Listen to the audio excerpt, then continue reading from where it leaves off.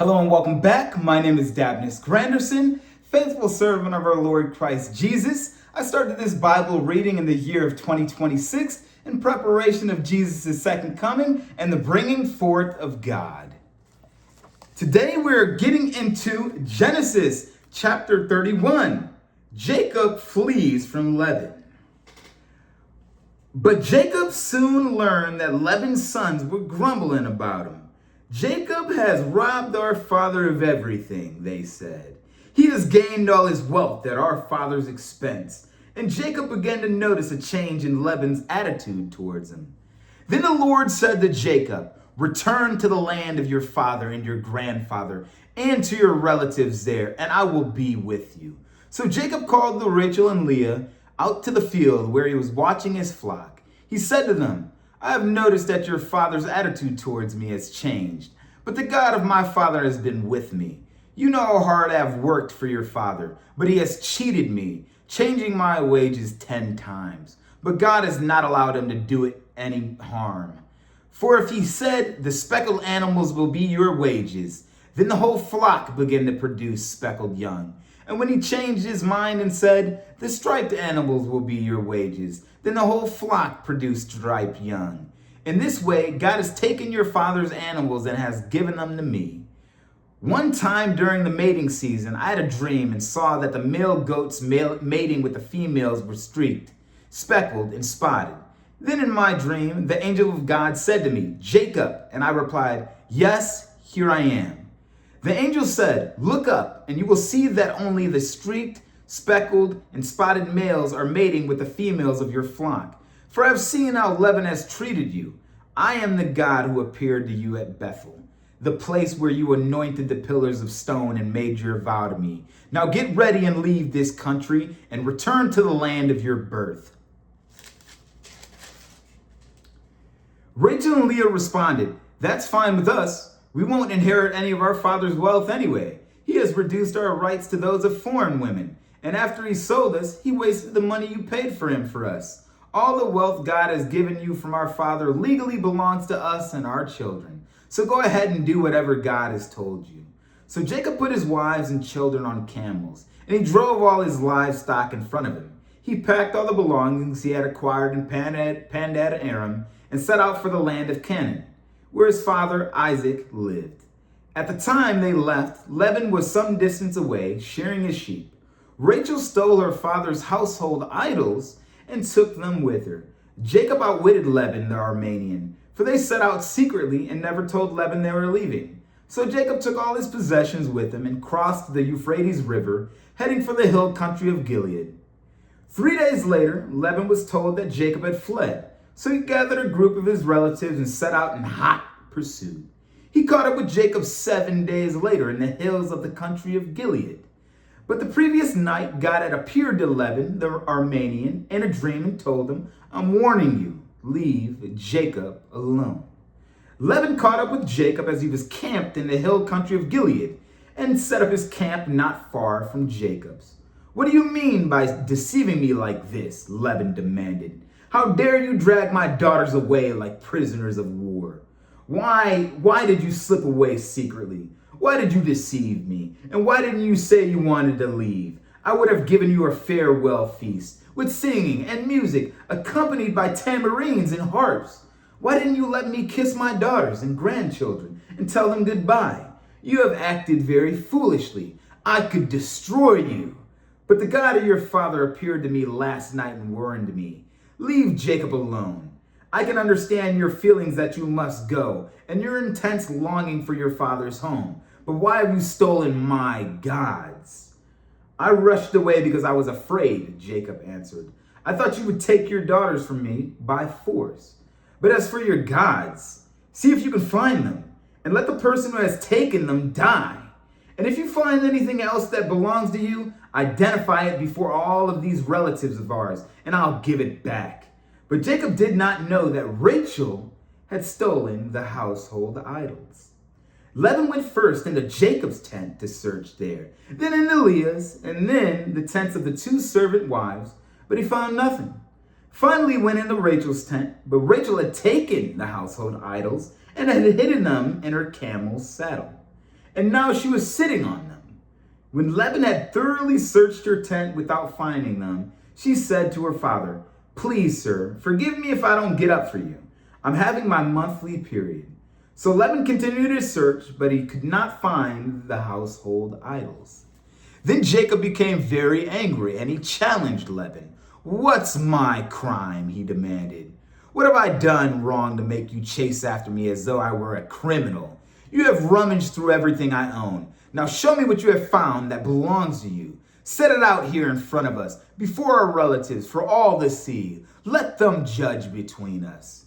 For 20 years I have been with you, caring for your flocks. And all that time your sheep and goat never miscarried. In all those years I never used a single ram of yours for food. If any were attacked and killed by a wild animal, I never showed you the carcasses and asked you to reduce the count of your flock. No, I took the loss myself. You made me pay for every stolen animal, whether it was taken in broad daylight or in the dark of night. I worked for you through the scorching heat of the day, and through the cold and through the sleepless nights. Yes, for 20 years I slaved in your house. I worked for 14 years earning your 2 daughters, and then 6 more years for your flock. And you changed my wages 10 times. In fact, if the God of my father had not been on my side, the God of Abraham and the fearsome God of Isaac, you would have sent me away empty-handed. But God has seen your abuse and my hard work. That is why he appeared to you last night and rebuked you." Then Laban replied to Jacob, "These women are my daughters. These children are my grandchildren. And these flocks are my flocks. In fact, everything you see is mine. But what can I do now about my daughters and their children? So come, let's make a covenant, you and I, and it will be a witness to our commitment." So Jacob took a stone and set it up as a monument. Then he told his family members, "Gather some stone." So they gathered some stone and piled it in a heap. Then Jacob and Laban sat down beside the pile of stone to eat a covenant meal to commemorate the event. Laban called the place Jagar Satuatha, which means witness pile in Aramaic, and Jacob called it Gilead, which means witness pile in Hebrew. Then Laban declared, "This pile of stones will stand as a witness to remind us of the covenant we made today." This explains why we called it Gilead, witness pile. But it was also called Mizpah, which means watchtower. For Laban said, "May the Lord keep watch between us to make sure that we keep this covenant when we are out of each other's sight. If you mistreat my daughters, or if you marry other wives, God will see it even if no one else does. He is a witness to this covenant between us. See this pile of stones," Laban continued, "and see this monument I've set up between us? They stand between us as a witness of our vows. I will never pass this pile of stone to harm you, and you must never pass these stones or this monument to harm me. I call on the God of our ancestors, the God of your grandfather Abraham, and the God of my grandfather Nahor, to serve as a judge between us." So Jacob took an oath before the fearsome God of his father Isaac to respect the boundary lines. Then Jacob offered a sacrifice to God there on the mountain and invited everyone to a covenant feast. After they had eaten, they spent the night on the mountain. Laban got up early the next morning, and he kissed his grandchildren and his daughters and blessed them. Then he left and returned home. Chapter 32. As Jacob started on his way again, angels of God came to meet him. When Jacob saw them, he exclaimed, "This is God's camp." So he named the place Mahanaim.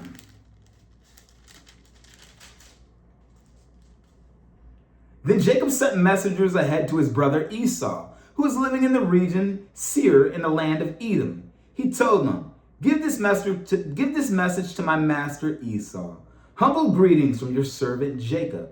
Until now I have been living with my uncle Laban, and now I own cattle, donkey, flocks of sheep and goat, and my servants, both men and women. I have sent these messengers to inform my lord of my coming, hoping that you will be friendly to me. After delivering the message, the messengers returned to Jacob and reported, "We met your brother Esau, and he is already on his way to meet you with an army of 400 men." Jacob was terrified at the news. He divided his household, along with the flocks and herds and camels, into 2 groups. He thought, if Esau meets one group and attacks it, perhaps the other group can escape. Then Jacob prayed, "O God of my grandfather Abraham, and God of my father, Isaac, O Lord, you told me, return to your own land and to your relatives, and you promised me, I will treat you kindly. I'm not worthy of all the unfailing love and faithfulness you have shown me, your servant. When I left home and crossed the Jordan River, I owned nothing except a walking stick. Now my household fills 2 large camps. O Lord, please rescue me from the hands of my brother Esau.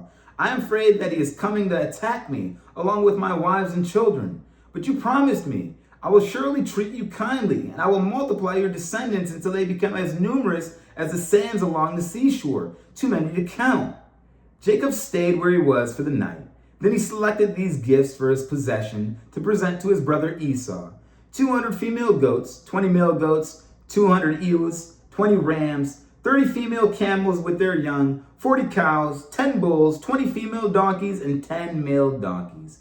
He divided these animals into herds and assigned each to a different servant.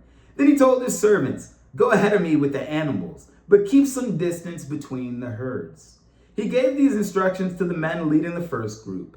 When my brother Esau meets you, he will ask, whose servant are you? Where are you going? Who owns these animals? You must reply, they belong to your servant Jacob, but they are a gift for his master Esau. Look, he is coming right behind us. Jacob gave the same instruction to the second and third herdsmen, to all who followed behind the herds. You must say the same thing to Esau when you meet him, and be sure to say, look, your servant Jacob is right behind us. Jacob thought, I will try to appease him by sending gifts ahead of me. When I see him in person, perhaps it will be friendly to me. So the gifts were sent on ahead, while Jacob himself spent the night in the camp. During the night, Jacob got up, took his 2 wives, his 2 servant wives, and his 11 sons, and crossed the Jabbok River with them. After taking them to the other side, he sent over all his possessions. This left Jacob alone in the camp, and a man came and wrestled with him until the dawn began to break. When the man saw that he would not win the match, he touched Jacob's hip and wrenched it out of its socket.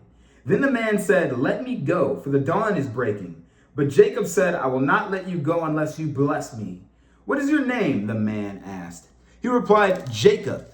Your name will no longer be Jacob, the man told him. From now on, you will be called Israel, because you have fought with God and with men and have won. Please tell me your name, Jacob said. Why do you want to know my name? The man replied. Then he blessed Jacob there. Jacob named the place Peniel, which means face of God. For he said, I have seen God face to face, yet my life has been spared. The sun was rising as Jacob left Peniel, and he was limping because of the injury to his hip.